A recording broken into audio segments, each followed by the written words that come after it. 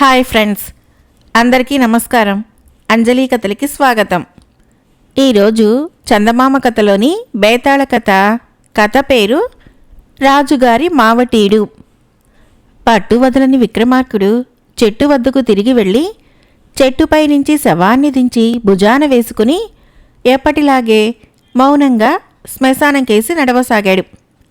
అప్పుడు శవంలోని బేతాళుడు, రాజా, చేపట్టిన కార్యం సాధించి తీరాలనే నీ పట్టుదల, అకుంఠిత దీక్ష నాకు విస్మయం కలిగిస్తున్నాయి. అయితే భీతి కొలిపే ఈ శ్మశానంలో ప్రతిసారి భంగపాటు చెందుతూ ఎంతకాలమని నీ పట్టుదల, ఓర్పులను నిలుపుకోగలవు? నువ్వు కార్య సాఫల్యం పొందే లోపలే నిన్ను వార్ధక్యం లోబరుచుకునే ప్రమాదం ఉన్నది. ప్రాణికోటికి, అందున ముఖ్యంగా మనిషికి వార్ధక్యం శాపం లాంటిది. నువ్వా దశకు చేరాక ఇప్పుడు నీలో ఉన్న లోకజ్ఞత, ఇంగితాలు కూడా మొద్దుపారిపోగలవు. ఆ స్థితిలో నువ్వు ఉదయపురి రాజు సూర్యసింహుడిలా అనాలోచితము, అసంబద్ధము అయిన నిర్ణయాలు చేసే అవకాశం ఉంది. ఇందుకు ఉదాహరణగా ఆ రాజు కథ చెబుతాను, శ్రమ తెలియకుండా విను అంటూ ఇలా చెప్పసాగాడు. ఉదయపురి రాజు సూర్యసింహుడు మహావీరుడు, దయామయుడు. ధర్మపాలనతో ప్రజల హృదయాలలో సుస్థిర స్థానాన్ని సంపాదించుకున్నాడు. అయితే సంతానం లేని కారణంగా ఆయన తర్వాత సింహాసనాన్ని అధిష్ఠించే వారసుడు లేడు. తనకు సంతానం కలగలేదన్న అసంతృప్తితో ఉండగానే సూర్యసింహుడు వృద్ధాప్యం ఒడిలో పడ్డాడు. ఆయన పరిపాలనా బాధ్యత కొంతమంది మంత్రులకు అప్పజెప్పాడు. కాలక్రమాన పరిపాలనలో కొన్ని మార్పులు వచ్చాయి. అవి సూర్యసింహుడి ఎరుకకు రాలేదు. రాజోద్యోగులలో లంచగొండితనం ప్రబలింది. రాజ్యంలో దొంగలు, దారిదోపిడీగాళ్లు విజృంభించసాగారు. సూర్యసింహుడి కొలువులో భద్రుడు అనే మావటీయుడు ఉండేవాడు. వాడి వయసు కూడా ఇంచుమించు రాజు వయసే. వాడు ఎంతో కాలంగా పట్టపుటేనుగుకు మావటి. ఒకసారి భద్రుడికి జబ్బు చేసింది. అది తెలిసిన సూర్యసింహుడు వాడికి కొంత ధనం పంపాడు. పక్షం రోజుల తర్వాత భద్రుడు కొంత కోలుకొని రాజును కలిసి, మహారాజా, నా మనసులోని మాట తమరు మన్నిస్తారంటే విన్నవించుకుంటాను అన్నాడు. సరే, సంకోచించకుండా అదేమిటో చెప్పు అన్నాడు సూర్యసింహుడు. మహారాజా, నా కొడుకు భాస్కరుడు గురుకులంలో విద్యనభ్యసించాడు. అయినా వాడికి తమ ఆస్థానంలో మరేదైనా ఉద్యోగం చేయడం కన్నా నా వృత్తినే చేపట్టాలని ఉన్నది. వాడు ఏనుగులను మచ్చిక చేయటంలో కడు నేర్పరి. ఇక ముందు పట్టపుటేనుగు మావటీయుడుగా వాడికి కొలువు ఇప్పించండి అని వేడుకున్నాడు భద్రుడు. ఇందుకు సూర్యసింహుడు, దానికేం భాగ్యం, నీ కొడుకును ఒకసారి గజశాలకు రమ్మని చెప్పు, వాడి నైపుణ్యం ఏపాటిదో చూడాలి అన్నాడు. మర్నాడు భాస్కరుడు గజశాలకు వెళ్ళాడు. అక్కడ కాలమేఘం అనే ఏనుగు ఉన్నది. అది మహామొండి ఘటం. దాన్ని అదుపు చేయటము చాలా కష్టమైన పనిగా అందరూ భావించేవారు. దాని మీదకి ఎక్కి రాజప్రాసాదం చుట్టూ తిరగవలసిందిగా భాస్కరుడికి ఆదేశం అందింది. భాస్కరుణ్ణి చూస్తూనే కాలమేఘము గట్టిగా ఘీంకరించింది.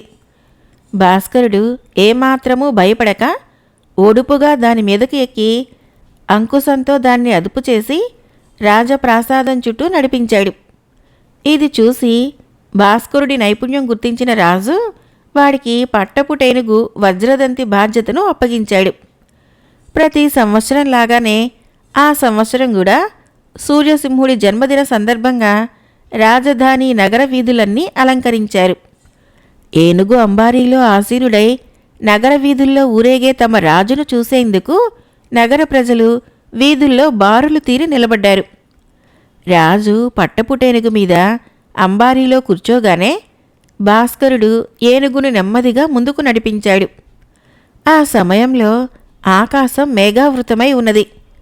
రాజవీధికి రెండు వైపులా నిలబడిన ప్రజలు తమ రాజును చూసి హర్షధ్వానాలు చేయసాగారు. వీధుల్లో అక్కడక్కడ స్వాగత తోరణాలు, ద్వారాలు కట్టబడి ఉన్నాయి. పట్టపుటేనుగు వాటి కిందుగా వెళుతూ ఒకచోట ఒక పెద్ద ద్వారాన్ని సమీపించుతున్నంతలో హఠాత్తుగా ఆకాశం పెద్దగా ఉరిమి ద్వారం మీద ఫెళఫెళ రావాలతో పిడుగుపడింది.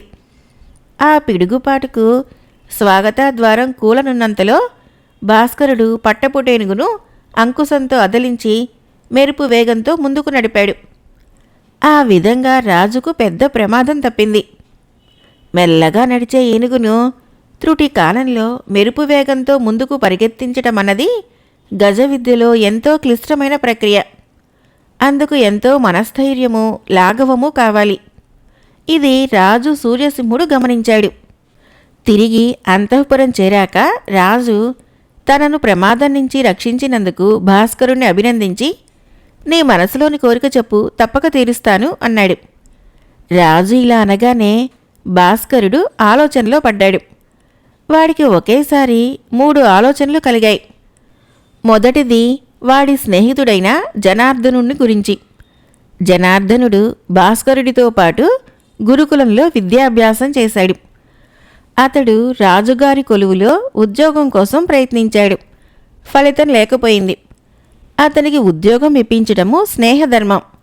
రెండవ ఆలోచన, భాస్కరుడి పొరుగున ఉండే వీరదాసి ఇంట్లో దొంగలు పడి ఉన్నదంతా దోచుకుపోయారు. నగరపాలకుడికి చెప్పుకున్న దొంగలు దొరకలేదు. పొరుగువాడికి సాయపడటం మానవతా ధర్మం. మూడవ ఆలోచన, భాస్కరుడి చిన్ననాటి గురువు సుధర్ముడికి జబ్బు చేసింది. వైద్యులు మందులు వాడి రాజవైద్యుడు తప్ప మరెవ్వరూ ఆయన జబ్బు నయం చేయలేరని తేల్చి చెప్పారు. ఆయనకు రాజవైద్యుడి చేత వైద్యం చేయించటం శిష్యధర్మం. భాస్కరుడు ఆలోచనలో పడటం గమనించిన సూర్యసింహుడు, భాస్కరా, ఏమిటి ఆలోచిస్తున్నావు? ఏం కోరిక కోరాలనా? నీ మనస్సులోని ఆలోచన చెప్పు, నేను పరిష్కారం చేస్తాను అన్నాడు. భాస్కరుడు తన మనసులో కలిగిన 3 ఆలోచనలను గురించి రాజుకు చెప్పాడు. అది విన్న సూర్యసింహుడు భాస్కరుడి కోరికలు 3 అతడి స్వలాభానికి కాకపోవటం గమనించి ఆశ్చర్యపోయాడు. మరొకరైతే ధనము, విలువైన కానుకలు కోరుకుని ఉండేవారు. రాజు తన ఆశ్చర్యాన్ని కప్పిపుచ్చుకొని, అన్నీ మంచి కోరికలే, నీవే తేల్చి చెబితే ఒక్క కోరిక తీర్చగలను అన్నాడు.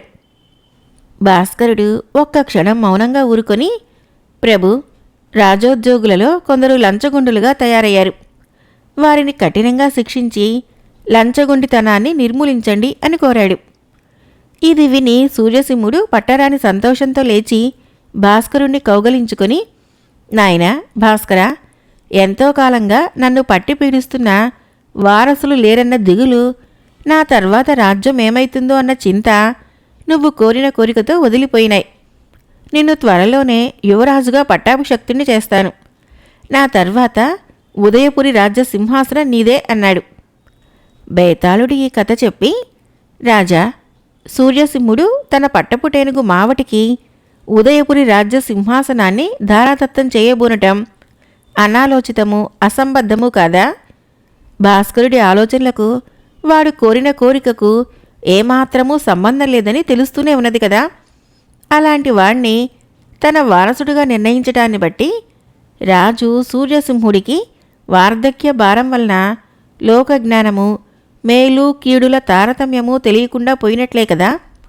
ఈ సందేహాలకు సమాధానం తెలిసి కూడా చెప్పలేకపోయావో నీ తల 1000 ముక్కలుగా పగిలిపోతుంది అన్నాడు. దానికి విక్రమార్కుడు, కొందరు వ్యక్తులు మానసికంగా వయసు, వార్ధక్యాలకు అతీతులుగా ఉంటారు. ఇలాంటిది అరుదైన విషయం కావచ్చు గాని ప్రకృతి విరుద్ధం మాత్రం కాదు. రాజు సూర్యసింహుడు వృద్ధుడే కావచ్చు, కానీ భాస్కరుణ్ణి తన వారసుడిగా నిర్ణయించటంలో ఆయన బుద్ధి కుశలత ప్రస్ఫుటమవుతున్నది.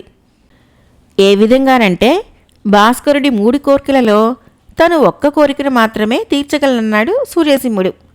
ఇందుకు భాస్కరుడు కోరిన కోరిక లంచగొండి రాజోద్యోగులను కఠినంగా శిక్షించమని. వాడు కోరిన ఆ ఒక్క కోరికలోనే మిగతా కోరికలకు పరిష్కార మార్గం ఉంది. లంచగొండి రాజోద్యోగుల కారణంగానే వాడి మిత్రుడికి కొలువులో ఉద్యోగం దొరకలేదు. వాళ్ళ కారణంగానే పోయిన పొరుగింటి వాడి సొమ్ము తిరిగి లభ్యమయ్యే అవకాశం లేకుండా పోయింది. ఇక తన గురువు అనారోగ్య స్థితిలో ఉన్నాడని చెప్పిన తర్వాత రాజు ఎలాగూ ఆయనకు వైద్య సహాయం చేస్తాడు. ఇదంతా గ్రహించిన రాజుకి భాస్కరుడు గొప్ప ఆలోచనా శక్తి గలవాడని అర్థమైంది. అంతేకాక వాడు అవకాశం ఉన్నా తనకు లాభించే కోరిక కోరలేదు. దీన్ని బట్టి భాస్కరుడికి పొరుగు క్షేమము, రాజ్యభద్రత తప్ప మరొక ఆలోచన లేదని తేలుతున్నది. ఆ కారణంగానే సూర్యసింహుడు వాణ్ణి తన వారసుడుగా ఎన్నుకున్నాడు. ఇందులో అనాలోచితము, అసంబద్ధత అంటూ ఏమీ లేదు అన్నాడు. రాజుకి ఈ విధంగా మౌనభంగం కలగగానే బేతాళుడు శవంతో సహా మాయమై తిరిగి చెట్టెక్కాడు. కథ అయిపోయింది. ఫ్రెండ్స్, మరొక కథ చెప్పుకుందాం. ఈ కథ పేరు రాజు నిద్ర. సువర్ణదేశపు రాజుకు నిద్రలో ఒక కల వచ్చింది. ఆ కలలో ఆయనకు నలమహారాజు కనిపించి కొత్త రకం వంట చేసి పెట్టాడు. ఆ వంటకం రుచి అద్భుతంగా ఉంది. నలమహారాజు అది ఎలా చేశాడో రాజుకు గుర్తుంది. రాజు ఆ వంటకాన్ని తన వంటవాడి చేత చేయించుకోవాలనుకున్నాడు. మర్నాడు ఆయన స్వయంగా వంటశాలకు వెళ్ళాడు. ఆ సమయానికి వంటవాడు పళ్ళెంలో ఏదో కొత్త రకం వంటకాన్నించుకొని కొద్ది కొద్దిగా తీసుకొని తింటున్నాడు. ఆ సువాసన కలలో వంటిదే అని రాజుకు అనిపించి అదేమిటని వంటవాణ్ణి అడిగాడు. వంటవాడు రాజును చూసి తత్తరపడి, ప్రభు, ఇది తమరు తినదగ్గ వంటకం కాదు. ఇందులో పులుసు, కారము మరీ ఎక్కువగా ఉంటాయి. ఇది తిన్నవారికి ఓ పట్టాన నిద్ర పట్టదు. నాకిది ఎంతో ఇష్టం. తమకు విలువైన పదార్థాలతో వంట చేసి ఈ చౌకబారు వంటకంతో నేనెంతో తృప్తి పడుతుంటాను అన్నాడు. అయితే రాజు ఊరుకోక వంటవాడు తన కోసం చేసుకున్న ఆ వంటకాన్ని కొంత తనూ తిన్నాడు. అది ఆయనకెంతో నచ్చి ఇక మీదట వారానికి 2 సార్లైనా ఇలాంటిది తయారు చేసి నా భోజనంతో జతపరుస్తూ ఉండు అని చెప్పి వెళ్ళాడు. ఆ రాత్రి రాజుకు నిజంగానే నిద్ర పట్టలేదు. కడుపులో మంటగా అనిపించింది. గొంతులో అదొక రకంగా ఉన్నది. ఆయన మంచం మీద లేచి కూర్చొని మహారాణిని నిద్రలేపి తనకు నిద్ర పట్టడం లేదని చెప్పాడు. యువరాజు విలాసాల్లో మునిగి తేలుతున్నాడని మీరు బెంగపడకండి. అతడు అన్ని విద్యల్లోనూ ఆరితేరాడు. తన బాధ్యతలన్నీ చక్కగా తెలుసుకున్నాడు. ఇది అనుభవించాల్సిన వయసు. అందుకని విలాస జీవితం గడుపుతున్నాడు. ఇది ఎంతో కాలం సాగదు అన్నది రాణి నిద్రమత్తుతో ఆవలిస్తూ. యువరాజు విలాస జీవితం గురించి రాజుకు తెలియదు. ఆయన ఆశ్చర్యపడి ఇంకా విశేషాలు అడగాలనుకుంటే రాణి గాఢ నిద్రలో పడింది. రాజుకు నిద్ర పట్టక వైద్యుడి కోసం కబురు పంపాడు. వైద్యుడితో పాటు కోశాధికారి, సైన్యాధిపతి, మంత్రి కూడా వచ్చారు. వైద్యుడు రాజును పరీక్షించి నిద్ర పట్టకపోవటానికి కారణము అంతుపట్టడం లేదన్నాడు. తను తిన్న వంటకం గురించి చెప్పడానికి రాజు మొహమాటపడ్డాడు. మన ఖర్చులు పెరుగుతున్నాయి, ఆదాయం తరిగిపోతున్నది. అలాగని తమరు బెంగపెట్టుకుంటే ఎలా? ఈ సమస్య అన్ని దేశాలకి వస్తుంది. పరిష్కార మార్గం దొరకకపోదు అన్నాడు కోశాధికారి. కొందరు రాజద్రోహులు పొరుగురాజు సాయంతో మన దేశాన్ని దెబ్బతీయాలని చూస్తున్నారని మీరు నిద్రపాడు చేసుకోకండి. ఇందుకు ప్రతిగా మనం ఏదో ఒక వ్యూహం పన్నగలేకపోము అన్నాడు సైన్యాధిపతి. రాజోద్యోగుల్లో అవినీతి పెరిగిపోతున్నది. మనమిచ్చే సదుపాయాలు సక్రమంగా ప్రజలకు చేరటం లేదు. అందువలన ప్రజల్లో అసంతృప్తి ప్రబలుతున్నది. తమరు నిద్రపాడు చేసుకుని ఏం లాభం? మేమంతా ఎందుకున్నట్లు? తొందరలేనే ఏదో ఒక ఉపాయం ఆలోచించగలము అన్నాడు మంత్రి. రాజు వాళ్ళను పంపేశాడు. తనకు నిద్ర పట్టకపోవటానికి ఇవేమీ కారణాలు కావని ఆయనకు తెలుసు. అసలు విషయము తల్లికి తప్ప ఎవరికీ చెప్పుకోలేననిపించి ఆయన రాజమాత దగ్గరికి వెళ్ళాడు. ఆ సమయంలో రాజమాత మెలకుగానే ఉండి ఏదో గొణుక్కుంటున్నది. కొడుకును చూడగానే ఆమె, నీకు నిద్ర పట్టడం లేదు కదూ? నాకు తెలుసు. కొడుకు విలాసాల్లో మునిగిపోయాడు. కోశాగారంలో డబ్బు తరిగిపోయింది. అవతల పొరుగు రాజుల నుంచి యుద్ధ భయం. యువతల దేశంలో అవినీతి. ఏ రాజుకు మాత్రం నిద్ర పడుతుంది? నీకు సాయపడి ఏదైనా ఉపాయం చెప్పమని నీ తండ్రితో అంటే ఆయన ఏమీ పట్టించుకోకుండా ఒళ్ళెరగకుండా నిద్రపోతున్నారు. నీ పరిస్థితి తెలుసుకొని నాకు నిద్ర పట్టక నీ తండ్రి ఉపేక్షాభావాన్ని తలుచుకుంటూ ఇలా కూర్చున్నాను అన్నది. అమ్మా, నా నిద్రాభంగానికి కారణము నువ్వనుకుంటున్నవేమీ కాదు. భోజనంలో ఏదో తేడా వచ్చింది అన్నాడు రాజు. ఇందుకు రాజమాత నవ్వి, చిన్నప్పటినుంచి నువ్వింతే. నీ బాధకు కారణం నీకే తెలియదు. రాజరికం చేసేవాడికి సుఖంగా నిద్ర పట్టిందంటే ఆ దేశంలో సమస్యలన్నవి లేవని అర్థం. సమస్యలున్నా సుఖంగా నిద్రపోయే రాజు ఏ దేశానికైనా అరిష్టం. నీ వయసులో నీ తండ్రి నీకులాగే నిద్రపోకుండా శ్రమించారు. ఇప్పుడు నీ మీద నమ్మకంతో సుఖంగా నిద్రపోతున్నారు. నీ సమస్యల గురించి తలుచుకుంటుంటే నాకే నిద్ర పట్టడం లేదు. నీకేం నిద్ర పడుతుంది? నీ సమస్యలకు పరిష్కారం ఆలోచించు, ఆ తర్వాతే నీకు నిద్ర పడుతుంది అన్నది. రాజు మారు మాట్లాడకుండా తల్లి పాదాలకు నమస్కరించి వెనుదిరిగాడు. అంతకాలము ఆయన కుటుంబ సమస్యలను రాణి చూసుకుంటుందని, రాజరికపు బాధ్యతలను కోశాధికారి, సైన్యాధిపతి, మంత్రి చూసుకుంటారని నమ్మి నిశ్చింతగా ఉంటున్నాడు. కానీ వాళ్ళంతా ఆ సమస్యల గురించి తాను ఆలోచిస్తున్నాడని భావిస్తున్నారు. ఎన్నో సమస్యలుండగా అంతకాలము తను సుఖంగా నిశ్చింతగా నిద్రపోగలిగినందుకు సిగ్గుపడిన రాజు తెలుసో తెలియకో తనకు నిద్రాభంగం చేసి కళ్ళు తెరిపించిన వంటవాడికి మంచి బహుమానం ఇచ్చాడు. తన కొత్త వంటకం రాజుకు నిద్రాభంగం కలిగించిందని తెలిసి కంగారు పడుతున్న వంటవాడు బహుమానం వచ్చినందుకు ఆశ్చర్యపడినా అంతకంటే ఎక్కువగా సంతోషాన్నే పొందాడు. మరొక కథ పేరు శని దోషం. గూటాల గ్రామంలో కృష్ణశాస్త్రి అనే పురోహితుడు ఉండేవాడు.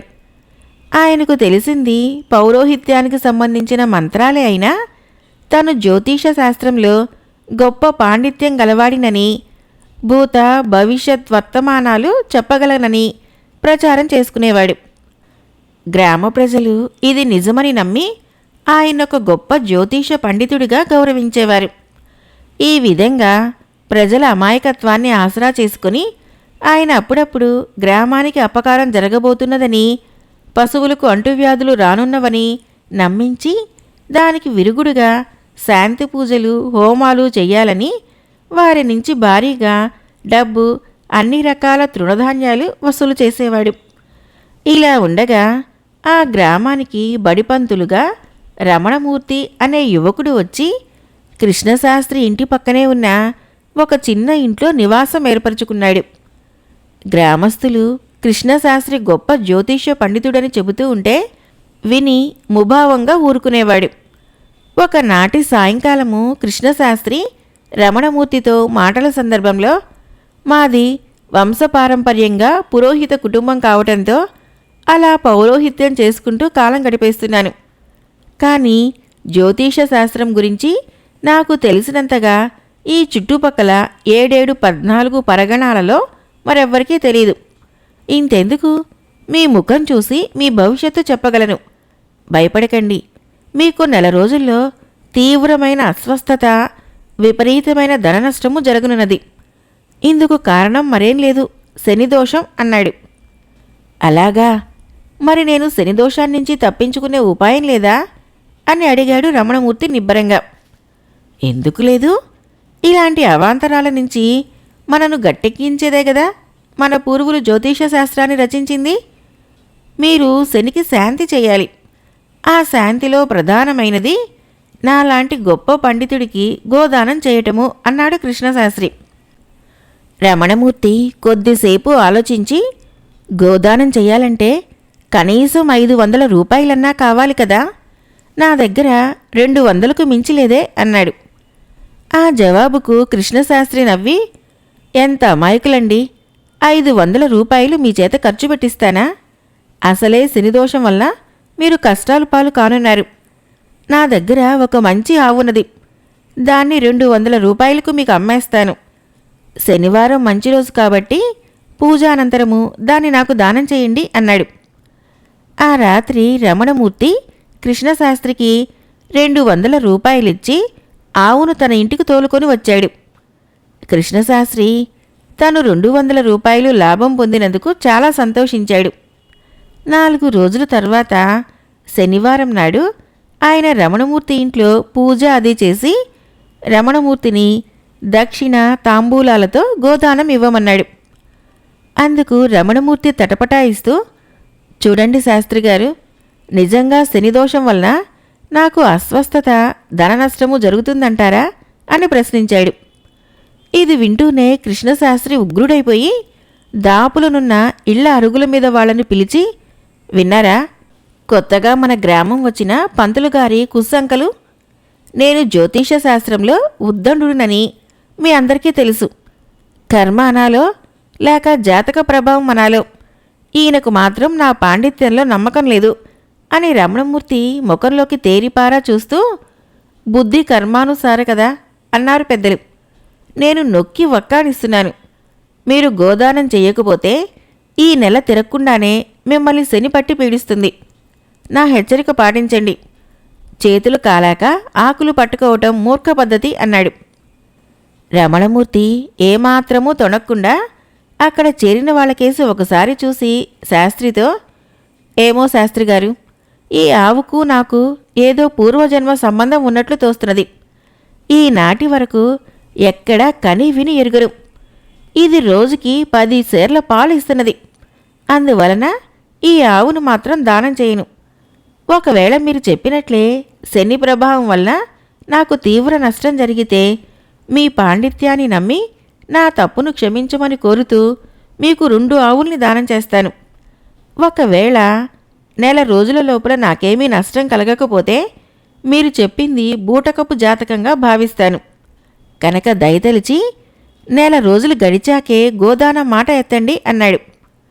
ఇది విని కృష్ణశాస్త్రి నిశ్చేష్టుడయ్యాడు. అక్కడ చేరిన జనము పంతులుగారు చెప్పింది న్యాయంగానే ఉన్నదన్నారు. కృష్ణశాస్త్రి తల వంచుకొని ఇంటికి వచ్చి మంచం మీద 2 చేతులతో తలపట్టుకొని కూర్చొని భార్యతో, కొత్తగా మన గ్రామం వచ్చిన ఈ మూర్తిగాడెవడో పచ్చి పాషాండుడిలాగా ఉన్నాడు.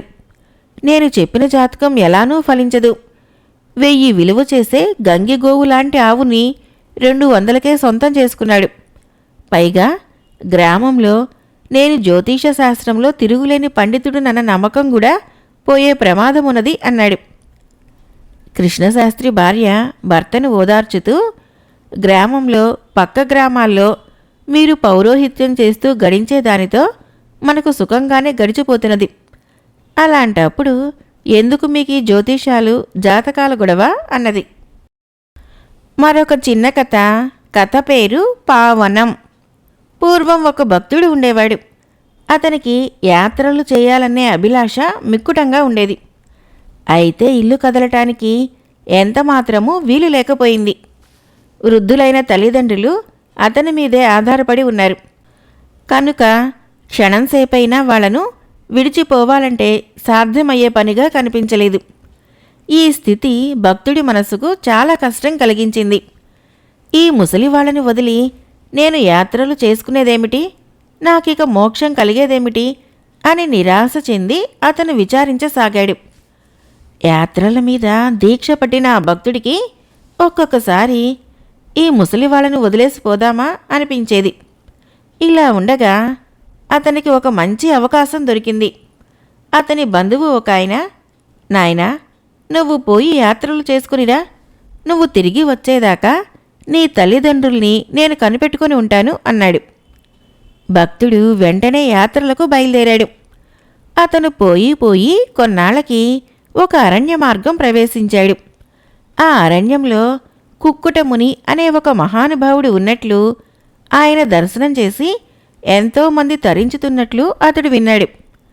తీరా ఆశ్రమానికి వెళ్ళి చూస్తే భక్తుడు తలచినట్లు ఆ కుక్కుటముని తపస్సు చేసుకోవటం లేదు, ఏమీ లేదు. సామాన్య గృహస్థుడిలాగా సంసార తాపత్రయంలో మునిగి ఉన్నాడు. భక్తుడు ఆశ్చర్యంతో ఆయన చర్యలన్నింటినీ గమనిస్తూ కూర్చున్నాడు. ఆ ముని వంట చేశాడు. అక్కడ ఉండే ముసలి దంపతులకు వడ్డించాడు. వాళ్ళ సదుపాయాలన్నీ చూశాడు. ఇదంతా పూర్తయిన తర్వాత యువతలకు వచ్చి తన కోసం కూర్చొని ఉన్న భక్తుణ్ణి చూసి, నాయనా, ఏం పని మీద వచ్చావు అని అడిగాడు. అందుకు భక్తుడు, మహాత్మా, నేను యాత్రల కోసం బయలుదేరి తమ పేరు విని దర్శనం చేసుకొని పోదామని వచ్చాను. త్రివేణి సంగమం ఇక్కడికి సమీపంలోనే ఉన్నదంటారే, కొంచెం దారి చెబుతారా అన్నాడు వినయంగా. ఆ మాటకి ముని, నాయనా, వృద్ధులైన నా తల్లిదండ్రులను సేవించుకోవాలి, వారిని విడిచి ఎక్కడికూ వెళ్ళలేను, అందుచేత త్రివేణికి దారి నాకు తెలీదు అని బదులు చెప్పి లోపలికి వెళ్ళిపోయాడు. తనకు తరుణోపాయం చూపిస్తాడని అనుకున్న ఆ మునికి దగ్గరలోనే ఉన్న త్రివేణి ఎక్కడ ఉన్నదో తెలియదనటంతో భక్తుడికి ఆయన మీద ఉండిన గౌరవం కాస్త పోయింది. ఈ మునిని గురించి చెప్పుకునే గొప్ప ఏమిటో బోధపడటం లేదే అనుకొని ఆలోచిస్తూ అక్కడ నిలబడ్డాడు. అంతలో 3 స్త్రీలు వచ్చి ఆశ్రమంలోనికి ప్రవేశించారు. వాళ్ళ 3 రూపాలు చూడటానికి రోతగా కనిపించినాయి. వాళ్ళు రావటంతో భక్తుడికి జిజ్ఞాస మరీ ఎక్కువై అక్కడనే వేచి ఉన్నాడు. మరి కొంచెం సేపటికల్లా 3 అప్సరసల్లాంటి రూపాలతో ఆశ్రమం లోపల నుంచి యువతలకి వచ్చారు. భక్తుడి ఆశ్చర్యానికి మేర లేకుండా పోయింది. ఆ అపురూప సౌందర్యవతులకేసి తిరిగి, అమ్మా, మీరెవరు, మీకిక్కడ ఏం పని అని ఆత్రంతో ప్రశ్నించాడు భక్తుడు. అప్పుడు సుందరీమణులు ఇలా చెప్పారు, నాయనా, మేం 3 అక్కచెల్లెళ్ళం. ఈ లోకంలో మమ్మల్ని గంగా, యమున, సరస్వతి అని పిలుస్తారు. ప్రయాగ వద్ద మేం 3 కలిసి నదుల రూపంలో ప్రవహిస్తూ ఉంటాం. పాపాలు పోగొట్టుకోవాలనే తాపత్రయంతో దేశ దేశాల నుంచి జనం వచ్చి మాలో స్నానం చేస్తారు. కన్న తల్లిదండ్రులను ఉపేక్ష చేసేవాళ్ళు, మరి అనేక మహాపాతకాలు చేసిన వాళ్ళు వచ్చి మునగటంతో వాళ్ళ పాపాలు మాకు సోకి అసహ్యకరమైన రూపాలు వస్తూ ఉంటాయి. అలాంటి స్థితిలో ఉండిన మేమే నువ్వు మొదట చూసిన వికార స్వరూపులం.